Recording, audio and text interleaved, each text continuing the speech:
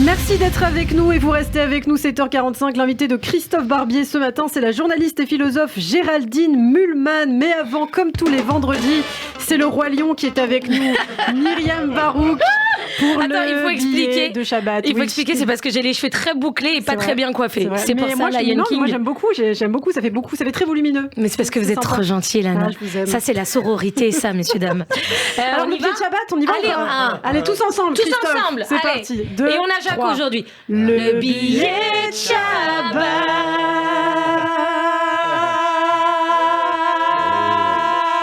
On vient de perdre tous les auditeurs d'un coup. Bonjour à tous. Cette semaine, il y a eu la manifestation contre la vie chère et contre l'inaction climatique. Il y avait plus de place sur le flyer, sinon ils voulaient rajouter contre le renvoi de Madame Bergeau, école Saint-Exupéry, et contre la voie de péage numéro 3 fermée à l'intersection de Villeneuve-Saint-Georges et Valentin, et contre les pédophiles. J'ai rien compris à cette manifestation. Et j'ai même pas compris qui y participait. Tellement ces gens de la gauche, mais tout le monde n'était pas là. C'était un fourre-tout, le truc. Autant reprendre cette célèbre pancarte, je sais plus contre quoi manifester tellement vous merdez. Bah là, au moins, c'était clair. Zinedine Zidane a remis le ballon d'or à Karim Benzema. Oui, on a vu ça. Ouais. Voilà. Ah, d'accord.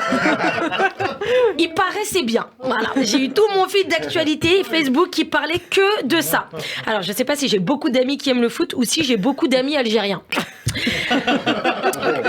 News suivante, il y a du racisme anti-russe. On en parlait hors antenne avec Emmanuel la semaine dernière, exactement comme le racisme anti-asiatique avec la crise du Covid. On ne parle pas assez de russophobie et pourtant ça existe. Après, c'est vrai qu'on n'en entend pas trop parler parce que les Russes ne vont pas alerter la presse ou porter plainte. Non, ils vont supprimer le problème.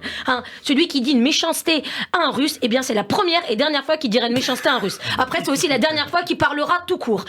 Et voilà, j'ai amalgamé pour dénoncer l'amalgame. Si ça, c'est pas une chronique qui frise le génie, je ne m'y connais pas. La nounou de ma fille est russe. D'ailleurs, Anna, si tu nous écoutes, je t'embrasse. Je l'appelle ma Jane Birkin russe, plus de 30 ans qu'elle est en France et elle dit toujours « un jouet, un tétine ». J'ai dit à enfant de ranger, sinon je sors une pistolet. Je comprends rien quand elle parle.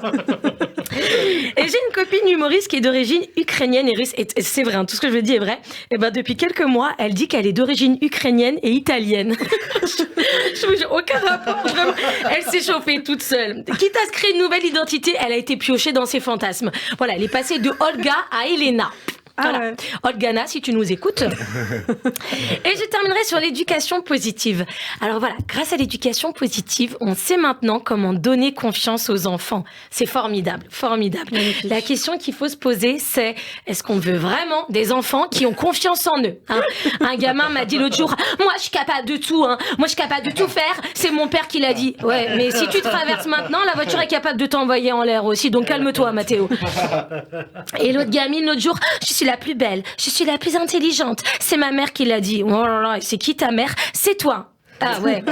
J'ai créé un monstre, Ilana. Cette semaine, elle m'a dit, il y a personne qui veut être ma copine. Je te dis la vérité, ma fille, même moi, j'ai pas envie d'être ta copine. Mes enfants ont trop confiance en eux. C'était bien, en fait, les générations de gens dépressifs avec des traumatismes. Au moins, ils avaient des amis, tu vois. Pourquoi on a voulu changer ça? Je sais pas. Vous étiez dépressif quand vous étiez petite? Ouais, et j'avais plein de potes. Et je crois vraiment qu'on peut pas avoir non mais vraiment, je crois vraiment qu'on peut pas avoir confiance en soi et être quelqu'un de sympa. Il faut choisir dans la vie.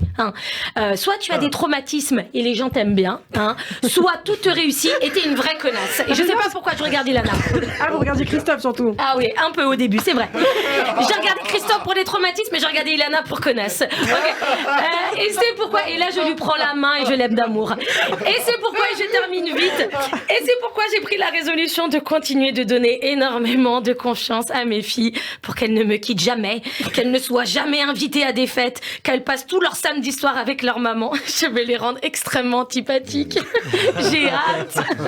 Allez, merci de m'avoir écouté. Merci beaucoup, Myriam Barouk. On retrouve tous les vendredis matins sur Radio J et une éducation sur laquelle il faut prendre exemple, Christophe, n'est-ce pas? Oui. Voilà, c'était le mot du jour. Je m'attendais à cette Je sentais que réponse. vous me regardiez, que vous allez me demander un truc, mais je n'arrivais pas à répondre. Alors, Oui, c'était la réponse parfaite. Je m'attendais à cette réponse. Eh bien, merci beaucoup, Myriam. On vous retrouve tous les vendredis sur Radio J, bien sûr, et en podcast sur notre site internet radioj.fr Ouais. et en vidéo Et en vidéo sur notre chaîne. Instagram et YouTube.